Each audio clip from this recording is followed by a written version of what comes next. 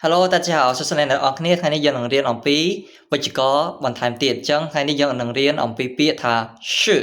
ញ៉ា是ហ្នឹងគឺបកប្រែថាជាឬក៏គឺជាអញ្ចឹងឧទាហរណ៍ងាយៗអញ្ចឹង我是老师我是老师អញ្ចឹងមានន័យថាខ្ញុំគឺជាគ្រូបង្រៀនយ៉ាអញ្ចឹងឧទាហរណ៍មួយទៀត他是学生他是学生ចឹង学生មានន័យថាសិស្សចឹងគាត់គឺជាសិស្សចឹងមួយទៀត他们是医生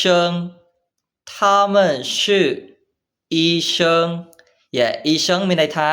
គ្រូពេទ្យចឹងពួកគាត់គឺជាគ្រូពេទ្យចឹងឧទាហរណ៍មួយទៀត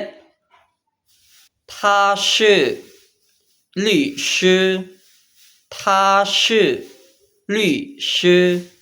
ចឹង律师បកប្រែថាមេធាវីចឹងមានន័យថាគាត់គឺជាមេធាវីចឹងវីដេអូគឺមានតែប៉ុណ្្នឹងទេចំពោះចម្ងល់របស់បងប្អូនអាចតម្លែងនៅក្នុង comment បានហើយយើងនឹងជួបគ្នានៅវីដេអូក្រោយបាយបាយ